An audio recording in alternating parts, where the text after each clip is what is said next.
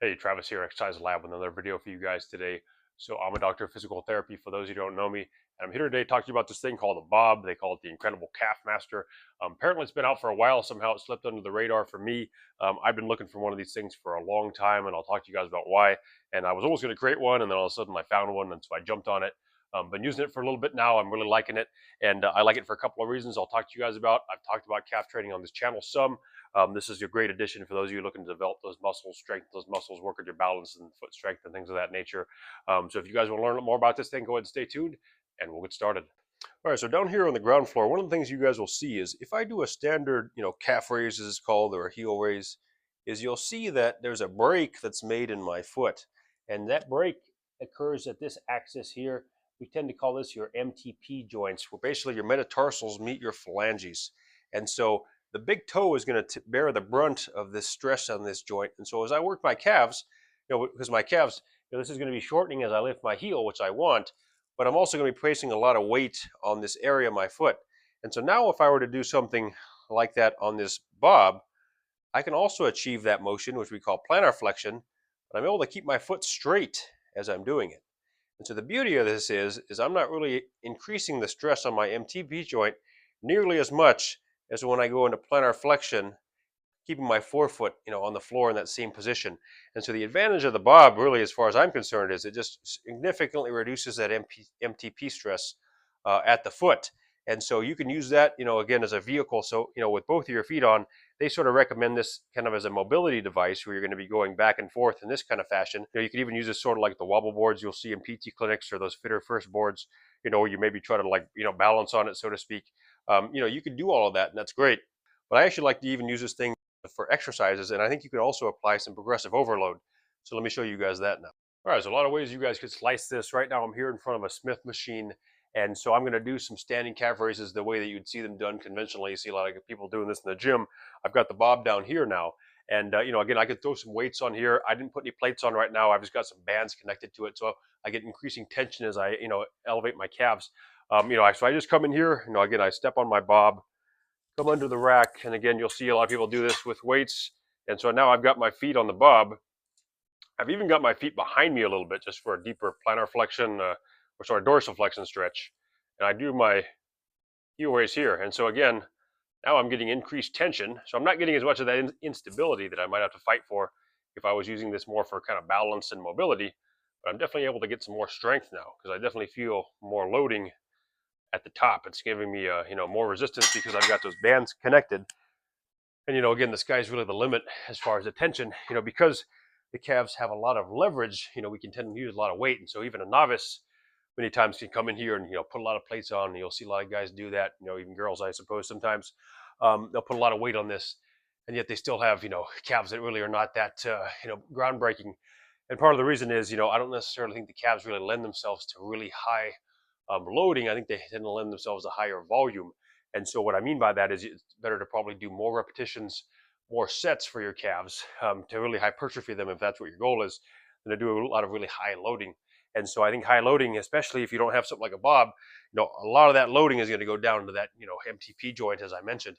And so that joint's going to really have to bear the brunt of that. And so with the bob, you're really going to be able to dial that in the calves without having to worry about that joint stress as much. So to me, that's a great trade-off. So not that I necessarily advocate going super heavy for calves, but if you wanted to, I think doing it with something like this would be advantageous. And this is a pretty sturdy thing. I haven't loaded this up super heavy, but I really haven't felt it deform a lot. It's not necessarily built for a lot of load, so I suppose maybe at really high loads it may.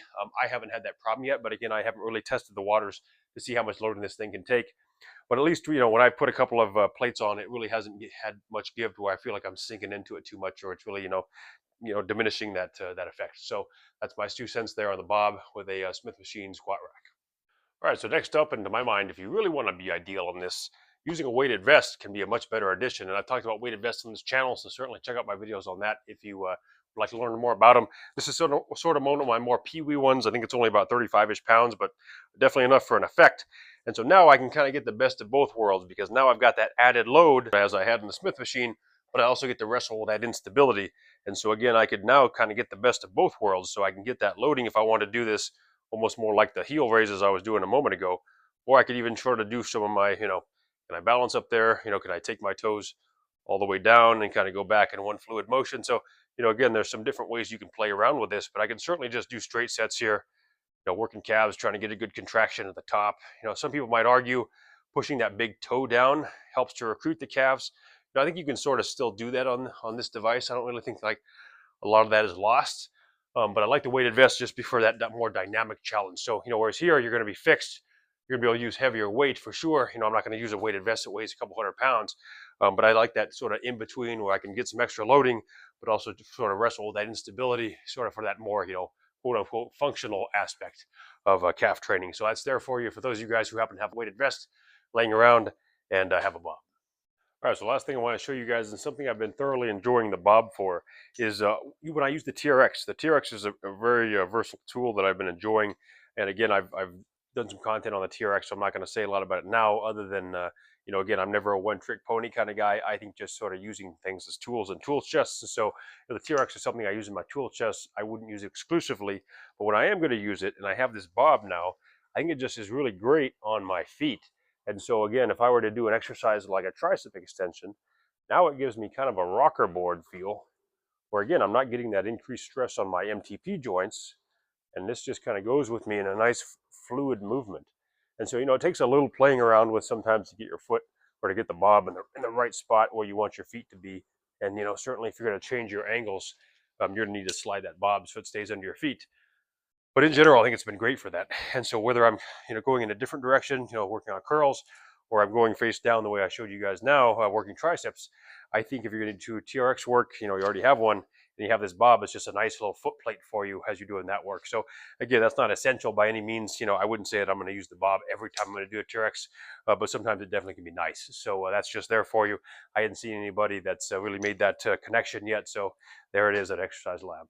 All right, well, that's pretty much all I have for you guys today. I was initially just going to do a short, and I decided to go ahead and do a short video because I wanted to include some of that content on the exercises, which I really hadn't seen. So that's the bob for you. Again, really cool device. For those of you looking to, perhaps get after some, foot pain and things of that nature, this might do it. I saw people say that they had some relief from their plantar fasciitis. So, I don't, take this with a grain of salt. I like the ToePro, which I did another video on, which you guys are welcome to check out. If you're dealing with some of those issues, I think this is great, again, just for kind of the more of that ankle stability, again, more ankle flexibility, range of motion, and then also maybe strengthening perhaps if you're looking to do it the way I showed in this video. So any of those boxes you're looking to check off the list, I'd say check out one of these bobs. They are on the pricey side, as are, many products. But again, I do think a lot of junk comes along. It's not really worth your while. You get a cheap product and end up throwing it away. This is something I feel like, at least in the garage gym here, we'll be hanging around for a long time. I plan on definitely getting my money's worth, and I hope you guys will as well if you decide to get one. Let me know what else you guys want to see, any content I haven't reviewed so far, topics I haven't discussed, good stuff in the pipeline. Please subscribe if you like the stuff, and as always, hope you guys have some fun.